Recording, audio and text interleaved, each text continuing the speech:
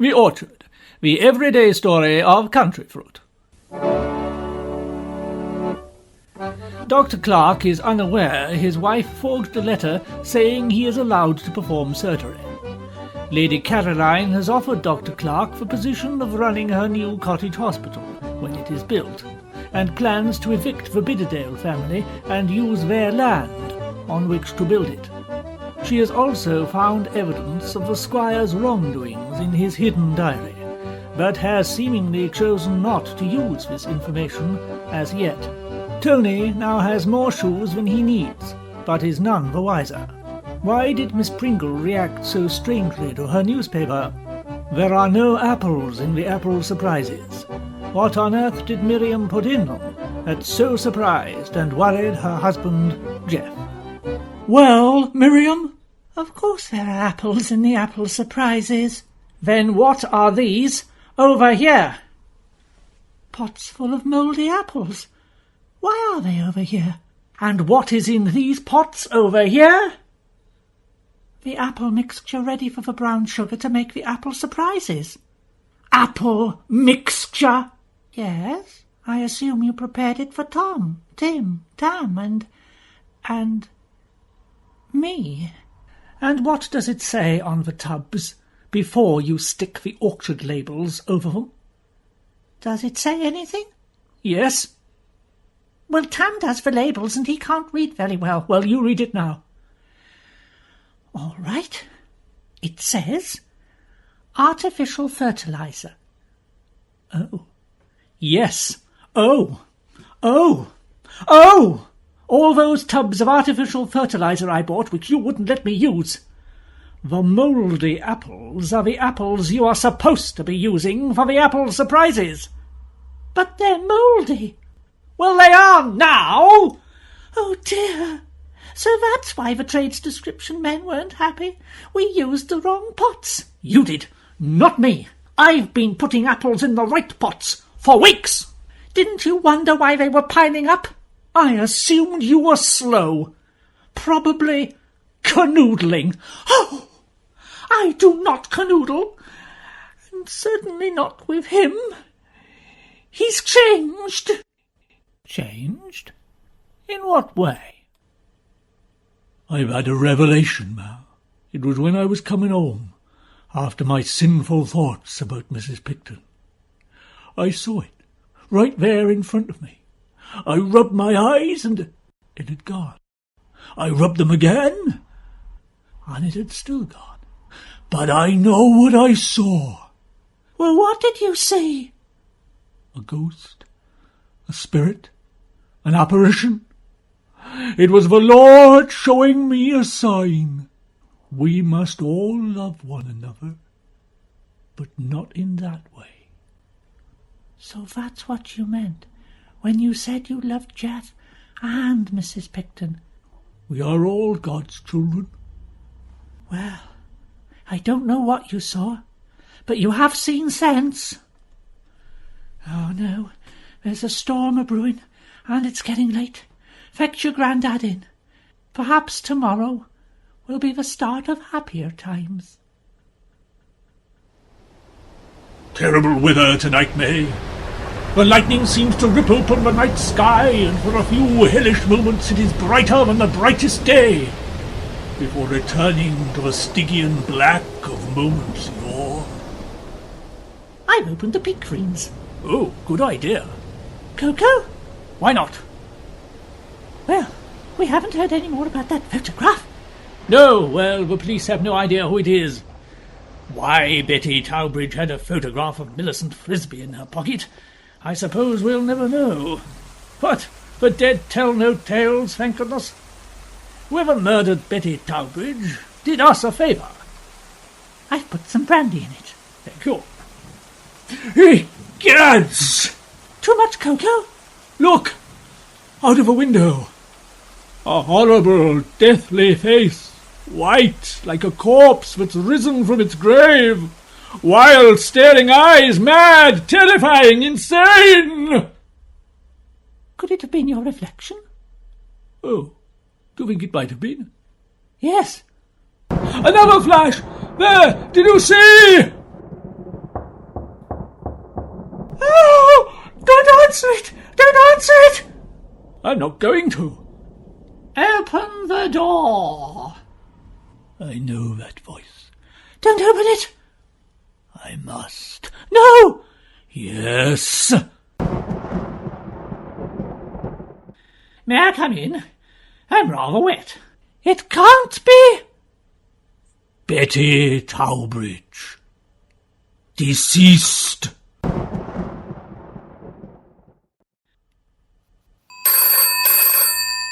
Hello, is that the GPO? Oh, at last. I want to complain about my telephone. I answer it, but the bell keeps ringing. I've a hotel to run. What do you mean, which telephone? Do we? Just a moment. Well, I never. Hello? Yes, we do have vacancies. Please hold on a moment. Hello? Why have I got two telephones? I did not sign for it. Who did? I see. Goodbye. Hello? Hello? Oh, they've rung off. Oh, Motel Hotel, can I help you? Weren't you on the other line just now? Well, why did you ring off? Have you any idea how confusing it is? Please call back on the other line. What's the matter, Alison? We've got two phones, Tony. We've got two phones. I just can't cope with two phones. Why have we got two phones? One of the guests was a travelling telephone salesman, and Janice bought one from him. Oh, no doubt he tricked her. You know how simple she is. But even so, never mind. Oh, which one is it?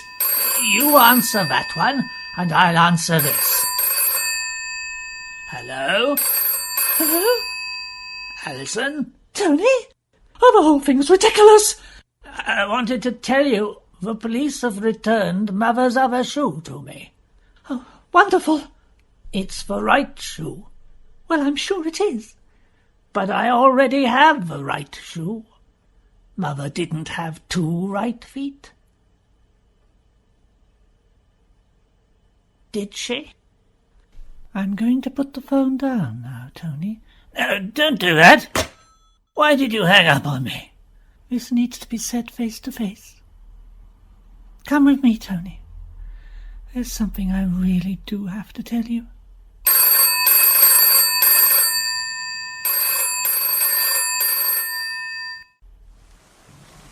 But you're dead. Don't you try to deny it.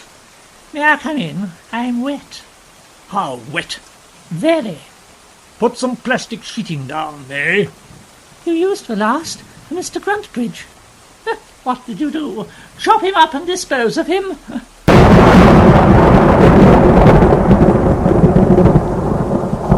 You better use some newspaper. Yes. Perhaps I might have a towel. Perhaps. Here we are. Walk on these. Then you can sit on this little pile over here. Ah, yes, you see, I'm headline news. Betty Towbridge falls to watery grave. Is that why you're wet? No, it's the rain. Ah. Towels? Your son's going out of his mind with worry. Thank you, yes. I shall have to go and see him once I've spoken with you. You'll probably give him a heart attack. Well, we won't be calling on you if he does. Good. So why are you here? That headline. Neville confesses to murder. As soon as my friend Miss Pringle brought it to me, I've been staying with her, out of town. I knew I had to act. I cannot let an innocent man go down for my murder. Well, he's been acquitted since then. You're sitting on it. Oh, botheration. Well, I'm fed up with being dead anyway. And Millicent Frosby's dead now, so I really can't think why I bothered. Tony will never learn the truth about his real mother. His real mother? We know all about that, May. Oh, yes, so we do. Sorry, I'm getting a bit confused. Good morning, Mrs. Bidderdale. Good morning, postman. Letter for you. Official it looks. Oh, I dare say it's someone wanting money. Best open it while I'm here, so I know what's in it. Nasty storm last night. Oh, yes, terrible. There'll be trees down up at the orchard, I shouldn't wonder. Oh, no. Oh, I don't believe it. There must be some mistake. Well, I'll let you know once I've been up there. This is outrageous. Dad? Where are you, Dad? Oh, yes, I meant to say. He's face down in the pond. I saw him as I was cycling up. It's that storm. He'll have gone out looking for the ducks again and blown over. Tim, Tom, Tam, anyone? Haven't helped me get your granddad out of a pond. Say that again, Alison. The body from the lake that I identified as your mother isn't. I don't understand. I lied. You mean it is her? No, I mean I lied when I told the police that it was her, and I lied to you, obviously. Why? We didn't go into that, really. But it seems there's something she didn't want you to know, and the woman who fell into the lake accidentally was blackmailing her about it. And when she fell in, your mother thought, what an ideal opportunity to kill two birds with one stone, you can hear her say it, can't you, and let you think that she was dead, and then you'll never learn the truth. And the blackmailer was dead as well, so that was all right. She couldn't tell anyone. Oh, and they both wore the same pair of shoes, which caused some of the confusion. Is that all you know? I'm afraid so. Well, where is Mother now? I don't know. I must call the police at once. But they'll arrest me, Tony. Well, you should have thought of that before. I want her found. Hello, Tony. Mother? I think, from now on, you better call me Auntie. I still can't believe it. How could we have been so careless, Jeff? You, Miriam, not me. Oh, no. I haven't been careless. How could you have been so careless? And Tim and Tom. And especially Tam. I might have poisoned half the village. What if the other half find out? Look, so far, all they'll find out is that there are no apples in the apple surprises. Oh, they're going to be angry. Probably march on the place with pitchforks, demanding apple after apple after apple. Have we enough? There are never enough, Miriam. There are never enough. We must work together from now on. So long as they don't know about the artificial fertilizer, we have a chance. So long as they don't know about the artificial fertilizer, we have a chance. And Father laughed at me for learning shorthand. But to be fair, he did approve of me hanging around corners listening to private conversations. Move him near the fire, boys. Let him steam it off. He do pong, he always do pong. Oh, yes, it's no wonder he was face down in the pond. Someone brought him the news, you see. And this letter confirms it official-like. What does it say? We are being evicted. Lady Caroline wants this land. What? I don't understand.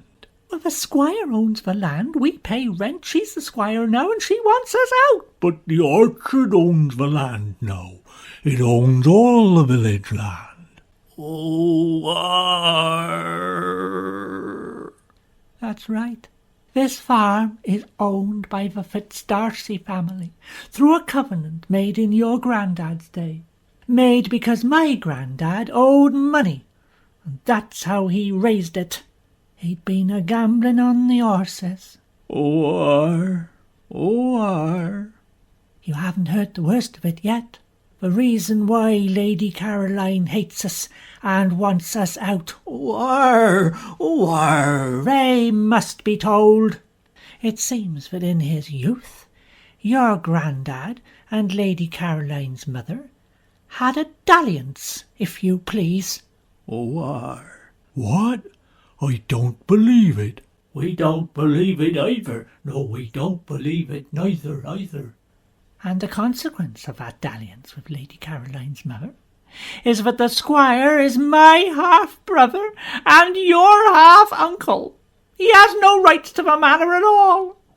And that's another thing she now intends to prove, dragging our name through the mud. Well, it's a bit late for that now. It might not be right. Oh, ho, ho, ho! Look who's come out of his room at last.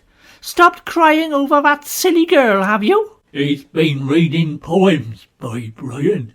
I have not been reading poems. I've been reading the Burkes. He is a Burke. Be quiet. What are you talking about? I gotta read what I can get out of a library without anyone seeing, and I've been reading about the people in Burkes. Lady Caroline was married to one of them, and it gives her age in the book, and she's been lying about it. All women lie about their age. They do not. I'm 38, and always have been. But she's been saying that she's older than she is, to make out she got more claim on the place than the squire has. So? So, if she's actually younger than the squire... Go on. Well, maybe it's not the squire who's your half-brother, Ma, but... Lady Caroline, who's my half-sister. Yes, and has no claim to anything at all. This needs thinking about. I'm going to put the kettle on. Will the Bidderdale family be evicted, or can they be saved by old Jed's secret? Has the squire finally found a way to put the orchard out of business? Why does Tony now have to call his mother Auntie? Have half the village been poisoned? As Christmas approaches, will the people of the orchard find any respite from their daily toil? The writer this week is Norman Lebastable Hetherington, the fruitery consultant is Professor Max Gravito, and the editors are Silas Haverstock and Pastel Finch. The orchard is set in a non-specified geographical location.